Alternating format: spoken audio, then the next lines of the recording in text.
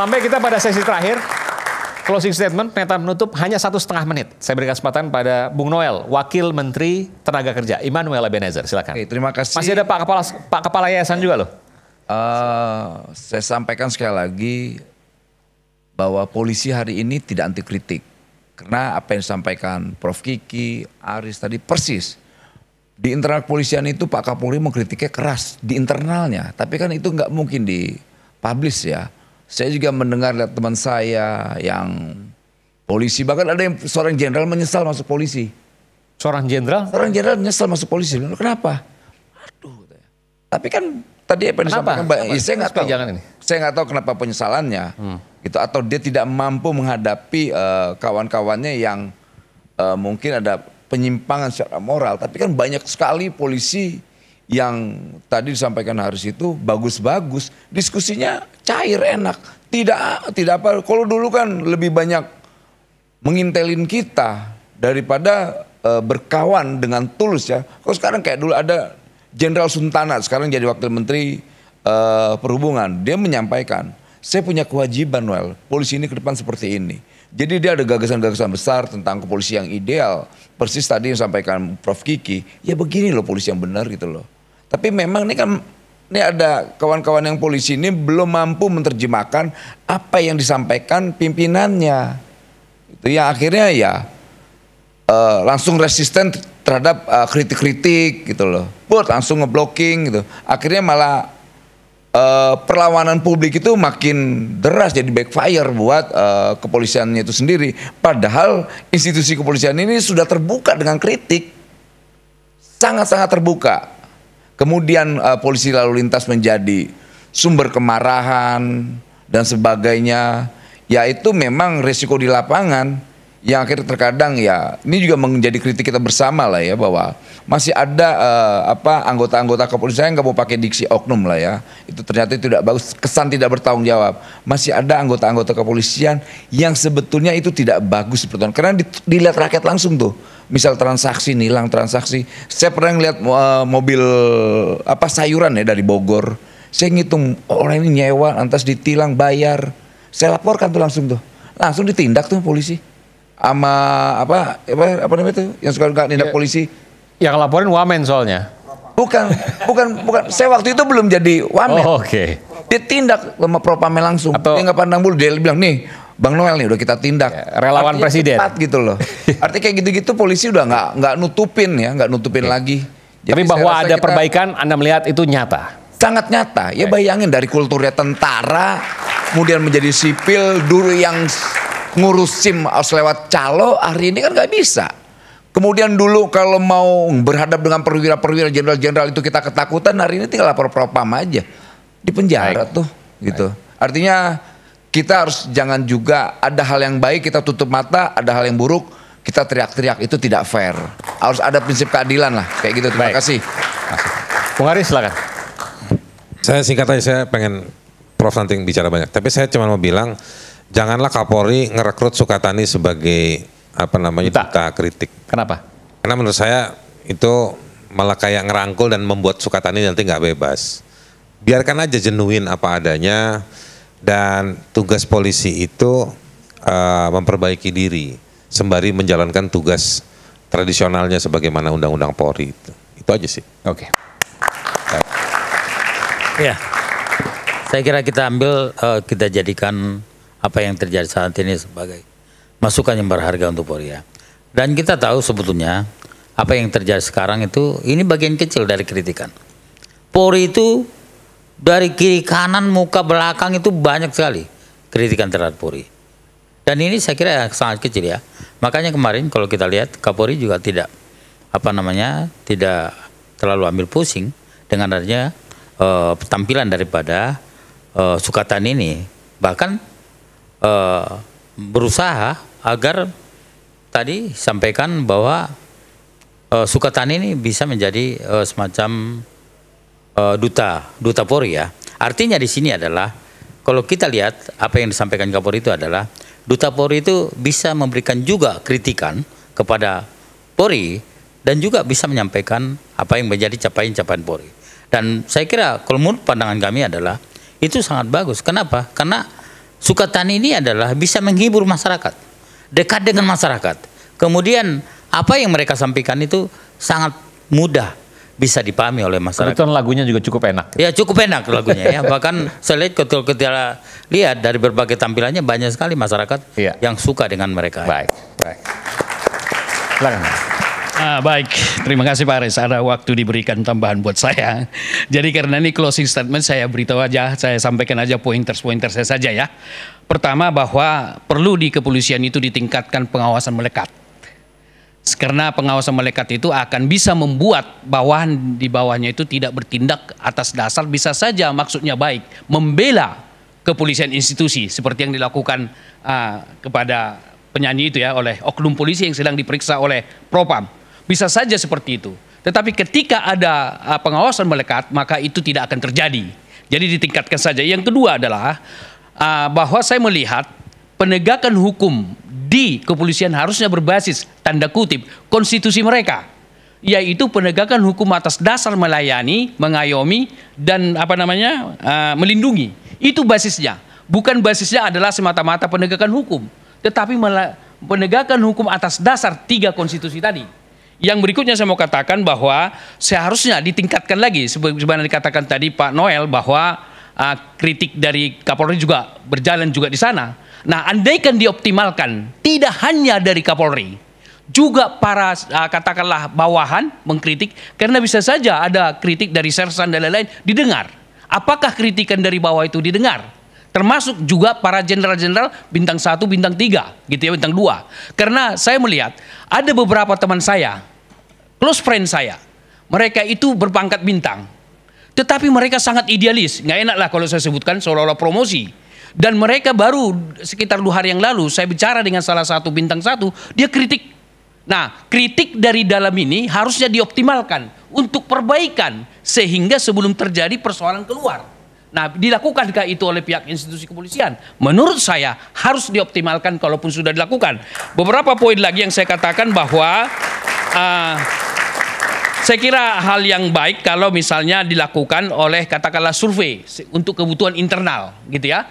Jadi diberikan oleh suatu kepolisian melakukan survei terhadap masyarakat tentang kepuasan. Tetapi tidak untuk dipublikasi, tetapi secara internal dan dibuat sebagai suatu keputusan. Kemudian adalah sekarang kan sedang berlangsung pemeriksaan dari Propam terhadap 6 oknum tersebut. Saya kira kita lihat saja hasilnya nanti. Saya kira, tapi kalau memang tidak ada pelanggaran hukum, harusnya mereka diberikan suatu nasihat atau pendidikan, tidak harus sanksi hukum. Terakhir Pak Amu, saya katakan bahwa penegakan hukum saya kira di kepolisian lebih seksi daripada pencegahan. Harusnya dikedepankan pencegahan sehingga tindakan-tindakan daripada pelanggaran hukum semakin berkurang. Jadi kedepankan pencegahan. Baik, makasih. Makasih Bung Emrus. Sebelum saya ke Prof Kiki, saya ingin ke Pak Hairul. Masih bergabung Pak Hairul? Ya, siap. Oke, Pak Hairul, singkat saja apa yang ingin Anda sampaikan kepada publik? Harapan kita semua bahwa guru adalah digugu dan ditiru bahasa Jawane. Seorang yang ditaati dan seorang yang menjadikan contoh. Oleh karena itu harapan kita semuanya bagaimana sosok guru layak mestinya harus memiliki marwah bukan hanya di sekolah tetapi juga di luar sekolah. Baik. Dan Sukatani, Novi itu sudah komunikasi setelah pemberhentiannya? Sudah, dan secara pribadi teman-teman biasa berkomunikasi. Ya. Dan akan menyatakan kembali ke sekolah SDIT Anda lagi Al-Madani? Belum sampai ke tahap itu, tapi bahwa Al-Madani membuka diri untuk menerima Novi kembali. Benar. Baik, kita berikan putaran. Bung Yoksan, kapan akan melaksanakan konser lagi dan apakah Sukatani akan diundang? Bisa jadi kemungkinan untuk di kota lain ya. Kita ada rencana sih. Rencananya di mana? Belum tahu lagi, nanti lihat ke depannya. Masih di Jawa Tengah tapi? Masih di Jawa Tengah. Dan Sukatani akan diundang kembali? Rencananya seperti itu. Dan lagu Bayar-Bayar Anda akan menyatakan bahwa bebas untuk diputar? Bebas untuk diputar. Baik. Makasih. Terakhir Prof, silakan. Pakai itu Prof, mohon maaf. Ya. Jadi gini, yang terpenting sekarang adalah membuka ruang publik untuk mengetahui lebih banyak tentang polisi dan terlibat dalam pengambilan keputusan dari yang paling bawah sampai atas. Saya melihat dari tahapannya, pertama polisi masuk itu pada rekrutmen diperbaiki, sudah, tapi nggak boleh berhenti di situ. Contoh, masih diterapkan calon anggota baru tidak boleh berkacamata. Kalau masa depan polisi adalah AI dan IT, sudah pasti calon anggotanya itu berkacamata. Kalau nggak pakai kacamata, pasti otaknya kayak saya, nggak dibawa gitu. Nah, jadi saya nggak bawa otak ini kan gitu. Nah, yang kedua tahap pembinaan sekolah. Sekolah sekarang polisi ada puluhan yang ngambil S2 dan S3 di luar negeri. Dan pulang itu terasa sekali. Ya. Yang pulang dari Inggris, dokter sama ada satu Adi Makayasa masih ngambil dokter di sana. Yang sudah pulang itu mengubah wajah polisi di tingkat menengah ke atas gitu. Kulturnya berubah. Iya, kulturnya berubah. Australia banyak sekarang. Di Australia banyak. Jadi yang pengen nerusin sekolah itu coba-coba ngelamar di polisi aja. Disekolahkan. Ya. Meskipun masih ada masalah, mesti seperti yang saya sebutkan tadi. Orang sering mengatakan apakah 1-2 orang bisa mengubah kultur yang setelah sekian lama terbentuk. Misalnya seperti itu. Pertanyaan seperti itu. Bisa kalau dia Kapolri. Bisa kalau dia Wakapolri. Kalau dia Kalemdikpol. Nah, yang sekarang itu sudah mulai mengarah ke sana. Ini yang publik tidak tahu ya. Lalu setelah itu baru penggunaan.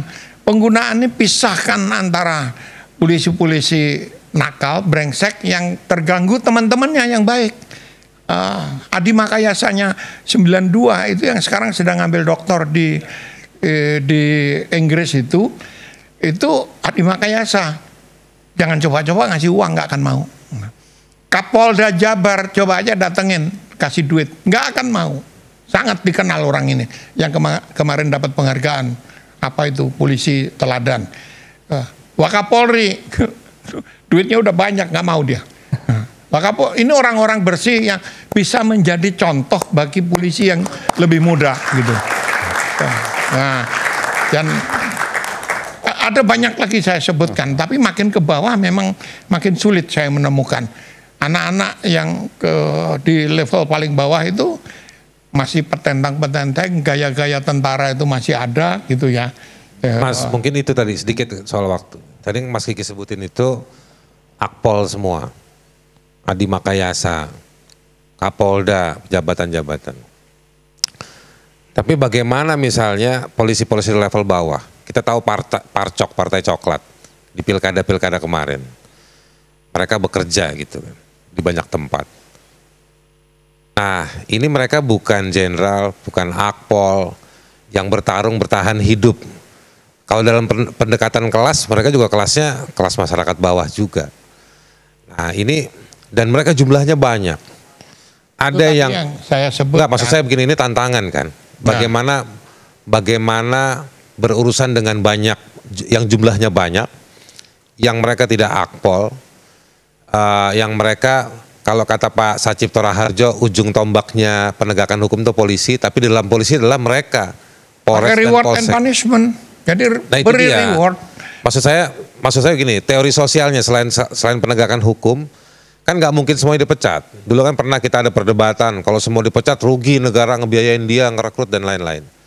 Tapi bagaimana membangun, apakah model leadership, ada contoh baik yang kemudian simpatik buat para polisi. Sekarang ini kita bingung, setiap mau ada polisi baik gambarnya cuma Pak Hugeng aja. Ya kan gitu. Apakah yang lain nggak ada? Ada juga.